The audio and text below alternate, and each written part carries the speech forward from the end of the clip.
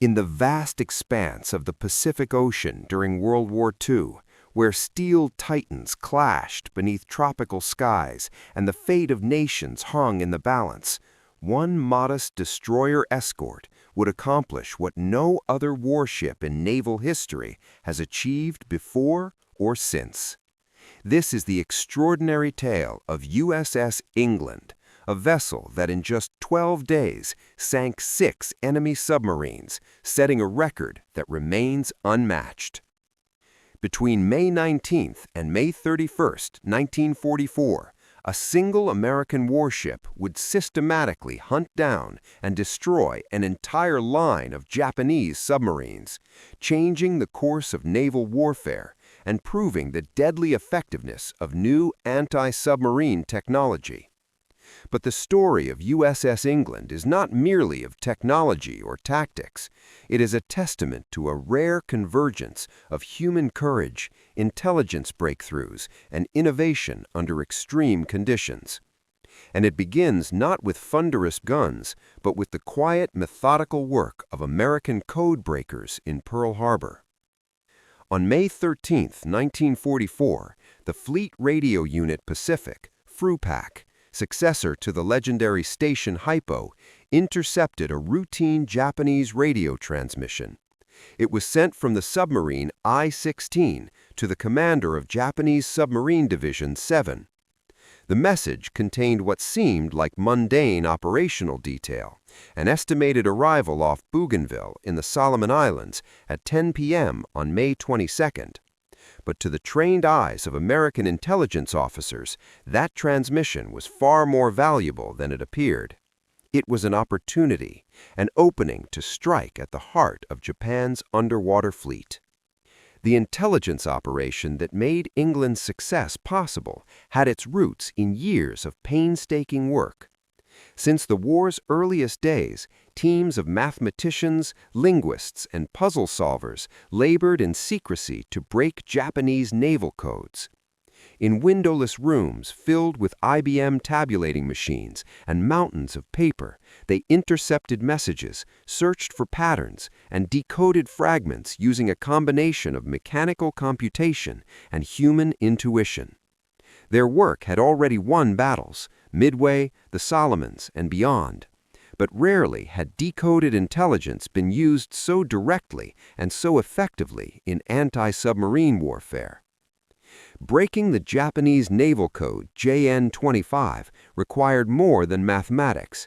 It demanded cultural understanding, linguistic expertise, and relentless discipline. Each message had to be captured, recorded, analyzed, and decoded. Then the information had to be distributed securely to commanders who could act on it. In this case, that intelligence was transmitted through secure channels to the Third Fleet, and from there to Commander Hamilton Haines, who commanded Escort Division 39 at Tulagi in the Solomon Islands. Haines was a veteran destroyer commander. He had hunted German U-boats in the Atlantic. Now that experience would be applied in the Pacific against a different enemy, in different waters, with new tools. Haines moved quickly. He formed a 3-ship hunter-killer group, selecting the best anti-submarine vessels available. 3 Buckley-class destroyer escorts: USS George, USS Raby, and USS England DE 635, commanded by Lieutenant Commander Walton B. Pendleton. England was temporarily detached from her parent division at Purvis Bay on Florida Island to join the mission. On May 18, 1944, the 3 ships departed Purvis Bay with Commander Haines embarked aboard George as the officer in tactical command. The selection was no accident. These ships were built and trained for anti-submarine warfare. Their crews had drilled relentlessly: sonar operation, attack procedures, coordination, damage control. They had worked together before. They trusted each other. And in the coming days, that teamwork would prove decisive. But this submarine hunt was part of something larger. Even as Haines' group sailed, additional intelligence revealed a dangerous development. Japan was establishing a scouting line of 7 submarines, designated the NA Line, stretching between the Admiralty Islands north of New Guinea and Truk in the Caroline Islands. The picket line was positioned across the route American carriers were expected to use for the next major operation. Japanese High Command anticipated new Allied landings, but the target was uncertain. Would it be the Marianas, the Western Carolines, or Western New Guinea? By mid-1944, Japan's situation was desperate. Carrier strength had been weakened. Island bases were increasingly isolated. Submarines remained one of the few tools Japan still had to gather intelligence, to disrupt operations, to buy time. The NA line was designed as an early warning system. Each submarine was assigned a fixed patrol box with orders to remain on station and report American movements. That rigidity, so different from the flexible patrol areas used by American submarines, would become a fatal flaw. Japanese planners concluded that Western New Guinea was the most likely target. In response, Admiral Soemu Toyota, Commander-in-Chief of the Combined Fleet, issued orders for Operation A-Go, Japan's planned decisive naval battle to halt the American advance and defend the inner perimeter. That plan would ultimately lead to catastrophe in June 1944 at the Battle of the Philippine Sea, what Americans would call the Great Marianas Turkey Shoot. But before that battle even began, the submarines meant to provide warning were about to be hunted down. Vice Admiral Takeo Tagadi, commander of Japan's 6th Fleet submarines, directed submarines from the 7th Submarine Squadron to establish the NA scouting line. At the start of the war, Japanese submarines had been among the best in the world. But by 1944, losses were heavy. Replacement crews lacked experience, and Japanese doctrine, focused on attacking warships rather than strangling supply lines, had proven strategically flawed. American submarines were cutting Japan's lifelines. Japanese submarines were being hunted with little to show for their sacrifice. Then came the mistake that doomed them. Japanese forces intercepted an American contact report, then radioed orders to the entire NA line to shift 60 nautical miles southeast, transmitting specific coordinates for each submarine's new position. It was a routine operational message, and it was intercepted by American radio intelligence. Analysts rushed it to the Joint Intelligence Center, where they worked feverishly to break out the coordinate data, decoding not only the message, but the Japanese coordinate system and operational procedure. They succeeded. For the first time in the Pacific War, ultra-secret intelligence would be sanitized and shared directly with anti-submarine forces, giving them unprecedented advantage. The intelligence proved remarkably accurate. In case after case, Japanese submarines would be found within 50 nautical miles, often much closer, of the positions indicated by decrypted messages. Sharing this intelligence carried risk. If Japan realized its codes were compromised, it could change them, depriving the Allies of a priceless advantage. So elaborate precautions were used. Cover stories credited aerial reconnaissance or routine patrols. Crews were told they were acting on sighting reports, never knowing the true source. Now the hunter-killer group moved. The Buckley-class destroyer escorts were relatively new ships, mass-produced, purpose-built submarine hunters. Smaller and cheaper than fleet destroyers, they were designed to be built quickly in commercial shipyards, yet equipped with sonar, radar, and specialized weapons. Their striking power against submarines was not in big guns, it was in a new weapon, the Hedgehog. The Hedgehog was a revolution in anti-submarine warfare. Instead of dropping depth charges astern, often losing sonar contact and guessing the target's position, the Hedgehog fired a pattern of contact-fused projectiles forward of the ship. If a projectile hit, it exploded. If it missed, it did nothing, meaning sonar contact could be maintained and follow-up attacks could be launched quickly. No long wait, No acoustic blindness, no turbulent bubble curtain masking the submarine. And there was another advantage. Depth charges gave a submarine warning, explosions, pressure waves, time to maneuver. The Hedgehog was a silent killer. The submarine often received no warning at all until impact. War statistics would later prove the difference. Dozens of depth charge attacks were often needed for a single kill.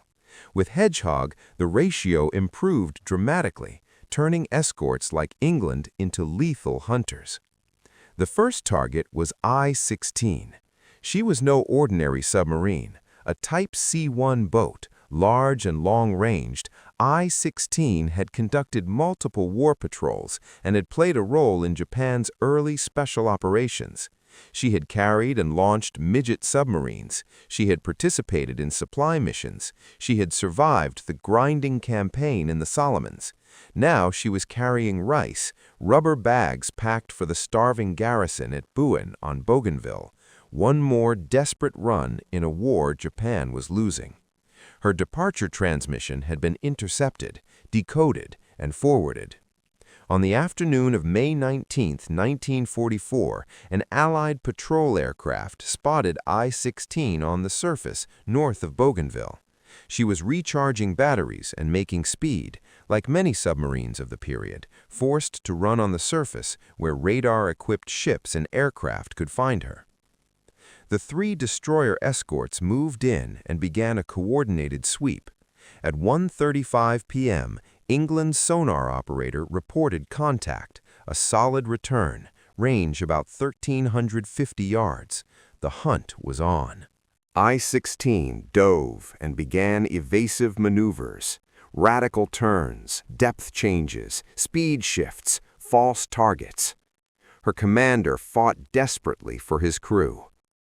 Pendleton brought England in for an attack run. The first Hedgehog salvo missed, then another. I-16 was using every trick in the book. On a later attack, England scored a hit, but the submarine continued to evade. By now, the hunt had gone on for more than an hour. Tension aboard England was palpable.